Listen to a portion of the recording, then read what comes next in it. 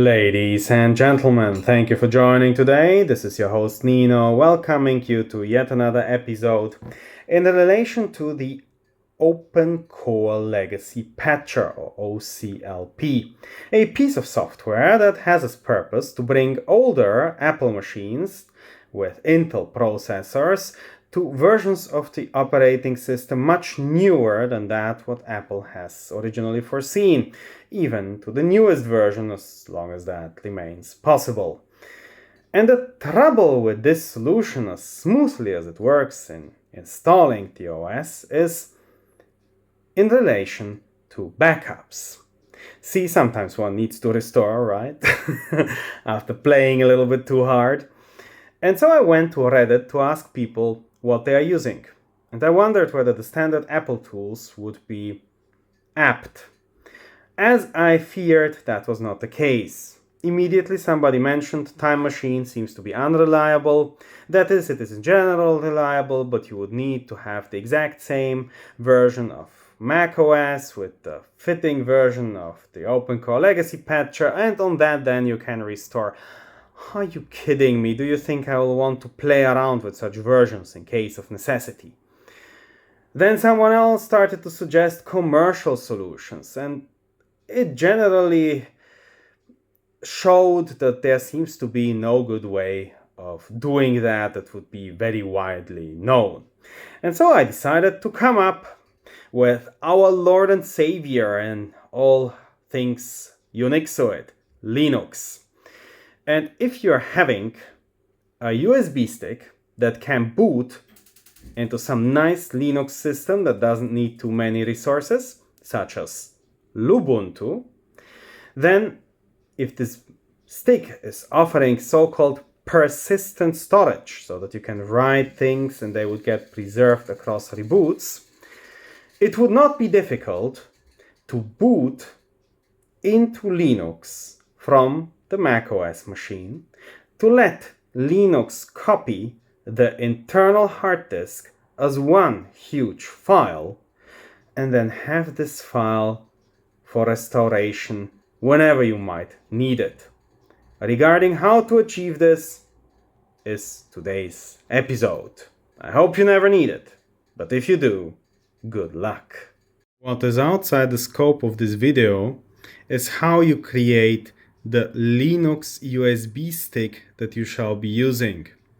In any case, you need one that is offering persistent storage. That is not just a CD image, but a CD image and some writable space.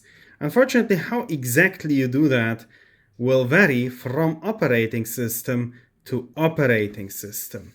I have created mine on Linux, and this I can briefly note. So you open the stick, which will likely be dev.sdb, for instance, if it is the second hard disk in your system, in the partition editor gparted. In gparted, you should subdivide the disk into two partitions. One small initial partition, dev.sdb1, and one large partition that is going to have the entire space of the disk. dev.sdb2, and that you shall format in exFAT, a file system which most operating systems can deal with rather comfortably. In dev.sdb1, however, we shall place our ISO image.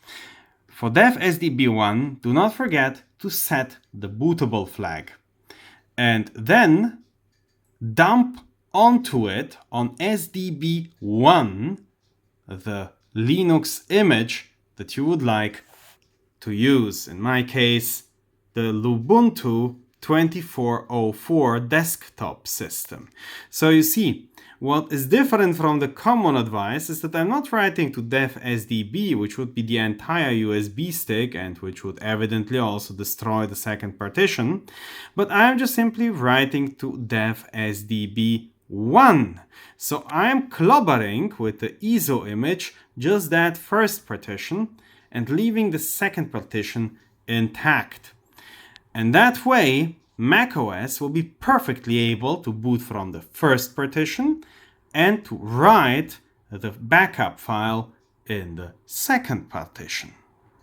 In order to boot from the stick, you insert it, you press the on button, and then quickly you press Command S the moment you do, and you're invited to boot from the stick itself, where I press enter after navigating there with the arrows, and there we already have the option to try or install Lubuntu. So this is the option where I'm going to press enter, and the machine is now booting into Linux. This is going to take a moment, though not too long, and as soon as we are in Lubuntu, we shall open a terminal in order to give the command for copying the disk. And in fact, while I am talking to you, it very much looks as if booting has almost completed. So I might as well show that. Here we already have the cursor. I must say this is working so nicely and swiftly. You might as well decide to just keep that system. Please recognize we are running off a USB stick, so we are even hampered by slow transfer speeds, yet everything is going perfectly smoothly. And now I'm pressing Ctrl-Alt-T and the terminal appears.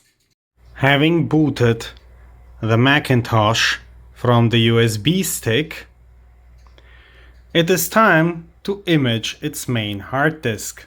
To that purpose, let's look at the hard disks which are available on the system at all, which via Linux you do with looking for dev SD something.